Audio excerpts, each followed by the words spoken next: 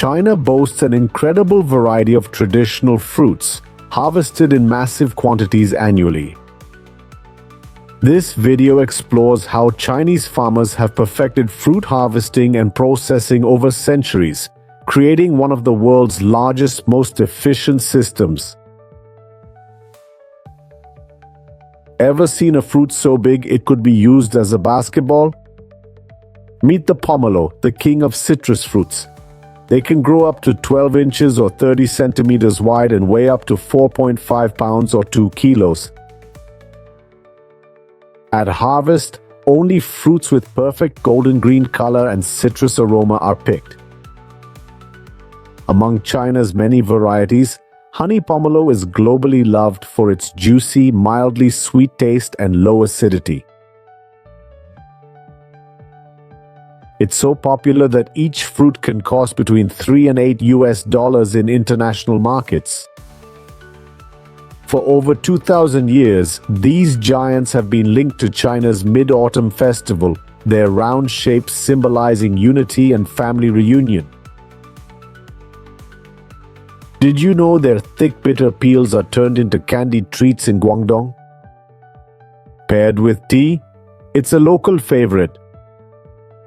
China produces over 4 million tons of pomelos annually, exporting them to more than 50 countries. Over 40% of this supply comes from the lush subtropical orchards of Fujian and Guangdong. In the Tang Dynasty, Emperor Xuanzong and his beloved young Guifei were so obsessed with this fruit, they demanded overnight delivery. Over 2,000 years later, the lychee trees once enjoyed by royalty still thrive in a small Guangdong village. Farmers pick them in groups at midnight or early morning to keep them fresh and appealing. The tallest branches can grow up to 12 meters high. A skilled picker can collect up to 100 pounds or 45 kilos of lychee daily. China is now the world's largest lychee producer, harvesting 3.1 million tons yearly, mainly in Guangdong, Guangxi, and Fujian provinces. The most coveted variety is Feizhik Xiao, selling for up to $2.50 per pound locally and even more abroad. Fresh lychee spoils quickly, usually within 48 hours, so it's rapidly cooled to 32 degrees Fahrenheit, 0 degrees Celsius, and vacuum sealed to maintain freshness. During peak season, exports exceed 80,000 tons annually, mainly to Southeast Asia, Europe, and North America. Besides fresh consumption, lychee is dried into lychee nuts, a chewy, caramel-flavored delicacy.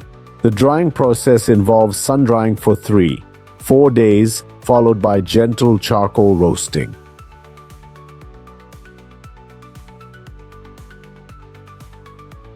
This is the jujube, also known as the Chinese date.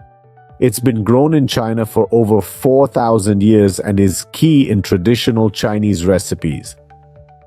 The most popular type is the dongzhao or winter jujube, prized for its size, crunch, and sweetness. Thriving in arid regions like Hebei, Shaanxi, and Xinjiang, workers often dry the fruits on trees before harvesting them like this.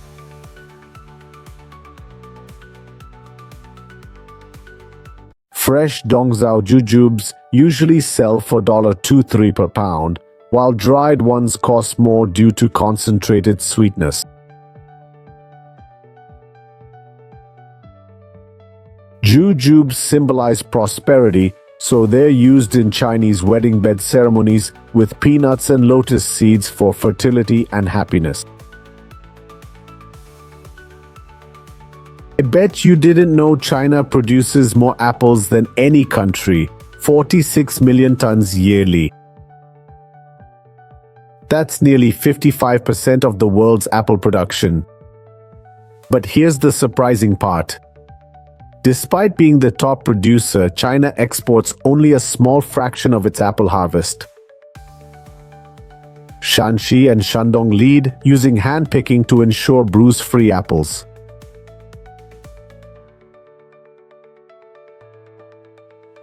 Of 23 native varieties, the Japanese red Fuji dominates, making up 70% of China's crop. In Chinese, apple sounds like peace, making it a popular New Year's gift for good luck.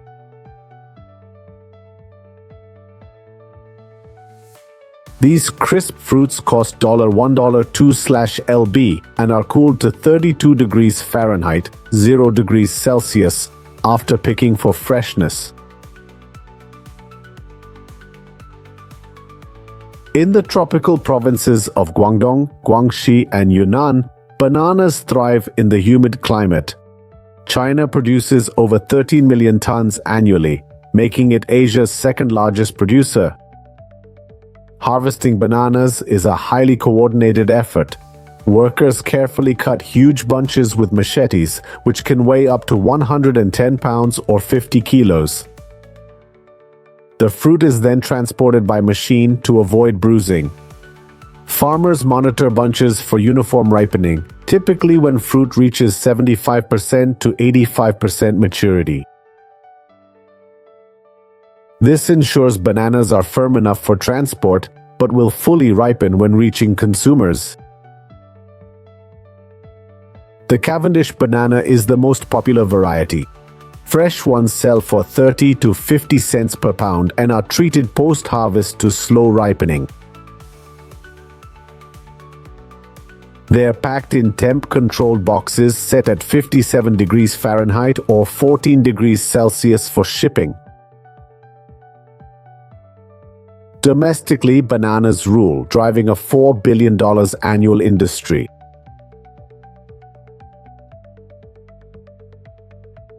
If you've never had a bayberry, you're missing out on a flavor explosion. Bayberries are as striking in taste as they are in looks. Native to southern China, they're loved for their sweet, spicy flavor and deep red color. The fruit ripens early summer and spoils quickly, so harvest time is brief. Thus, they fetch high prices. Fresh ones selling for $5.07/lb or $11.15/kg. Did you know China produces over 4.5 million tons of mangoes yearly? That's enough juicy golden fruit to fill 18,000 Olympic-sized pools. Trust me, you'd love to dive in because they're seedless. Though mangoes aren't native to China, they've mastered cultivation, becoming the world's second-largest producer.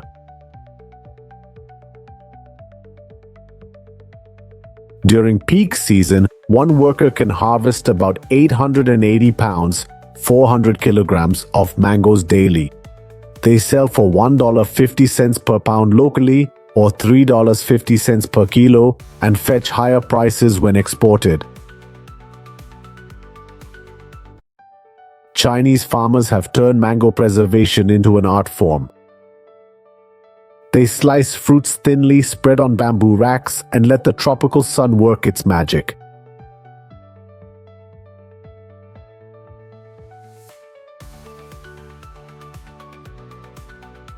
Did you know McDonald's serves 9 million pounds of hot, crispy fries daily in the US? That's enough to fill 30 Olympic-sized swimming pools. But how do they manage this? McDonald's relies on farms in Idaho, Washington, and Oregon for their 6.8 billion pounds of annual potatoes.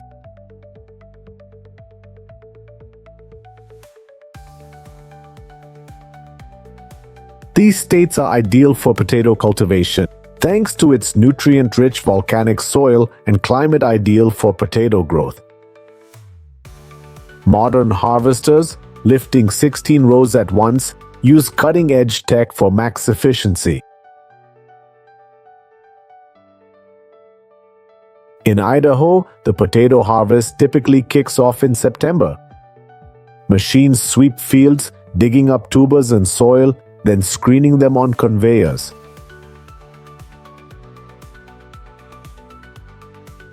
A smart screening system uses upward airflow to separate stones from potatoes. Lighter tubers rise while heavier stones fall through. Other matter like roots and stems is discarded in the field as plant waste. This setup processes 3 million pounds of soil per hectare, collecting 60,000 pounds per hour. But the process doesn't end there. Potatoes need processing within 7 hours of harvest to prevent enzymatic browning, but it's impossible to handle such a massive quantity that quickly. So after harvest, the potatoes are loaded onto trucks that transport them to a station where they're unloaded onto conveyor belts. Each of these trucks carries about 110,000 pounds of potatoes from the field. Here, any damaged, sprouted, or rotten potatoes are removed, while the good ones go to climate-controlled storage facilities that can hold over 220 million pounds of potatoes.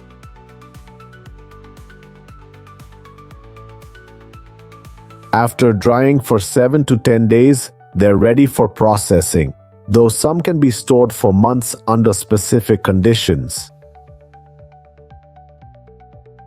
Only the finest potatoes, mainly the russet Burbank variety, are selected for McDonald's fries. This potato's long straight shape is ideal for fries, and its low moisture ensures a crispy texture. Harvesters must be careful, as even the slightest bruise can compromise quality. Only 70% of harvested potatoes are processed. The rest go to animal feed or other potato products.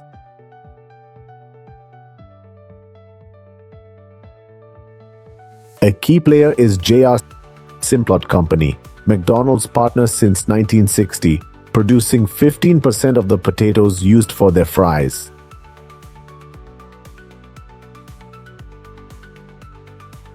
These whole fresh potatoes form the basis of McDonald's fries, debunking myths about using potato goo.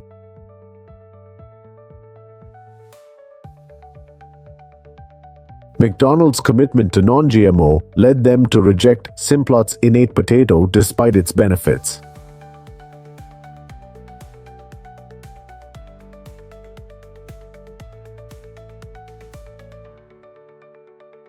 As soon as potatoes arrive at processing plants like Simplot's factory in Caldwell, Idaho, the first step is washing them to remove dirt and debris. The potatoes are then peeled in a high-pressure steam machine that strips off the skin. Any remaining flaws are cut out by hand to ensure each potato is flawless. Speed is crucial. Factories like this process up to 1 million pounds of potatoes daily. To make perfect McDonald's fries, potatoes are shot through tubes at 75 miles per hour and cut into their iconic shape by sharp blades. Each fry must be between 1/4 and 1/3 inch thick, with consistency being key. After cutting, the fries undergo a series of quality control tests. Optical scanners check each fry, flagging any with visible defects for removal. But McDonald's fries aren't just potatoes. If you look closely at the ingredients, you'll notice some surprising additions.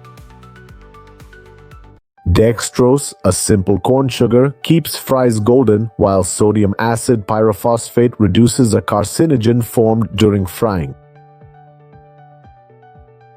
One of McDonald's unique additives is dextrose. After these steps, fries are blanched to remove sugars, dried, then partially fried. This double cooking process at the factory and restaurant creates the addictive, crispy exterior. The first fry happens in vats of vegetable oil heated to nearly 40 degrees. McDonald's switched to trans fat-free oil in 2008 after testing 18 different blends.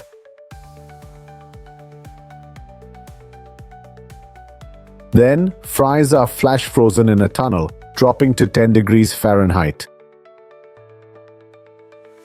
Quick freezing keeps them fresh and tasty, with great texture and flavor. Food safety is key, with each batch rigorously tested for color, moisture, and quality. McDonald's fry factories produce over 3 billion pounds annually, with each capable of making 2,000 pounds per minute. Food safety is crucial, with each batch undergoing strict tests for color, moisture, and quality.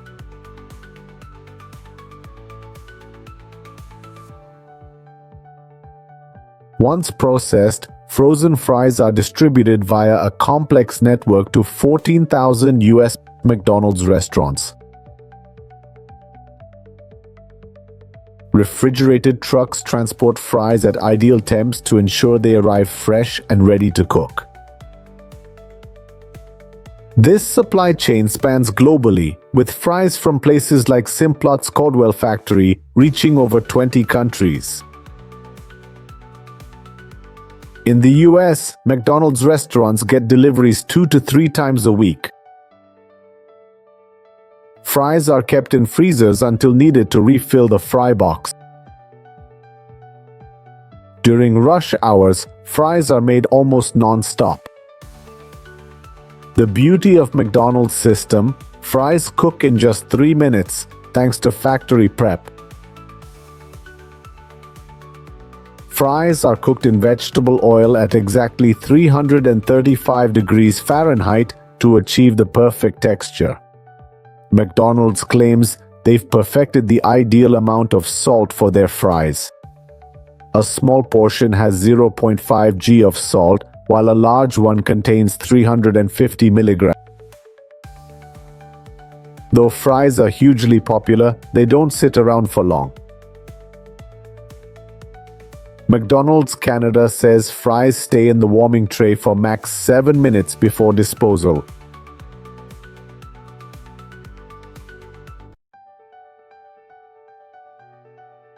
Want a fresh batch? Just ask. Staff will gladly make it, though it might take a few extra minutes. McDonald's franchise system is key to its success in Zua. With 95% of restaurants owned by franchisees, the brand maintains strict quality controls for uniformity. Whether in New York or California, the fries taste exactly the same. In Japan, McDonald's adapted fries to local tastes, offering unique seasonings like seaweed powder or teriyaki sauce.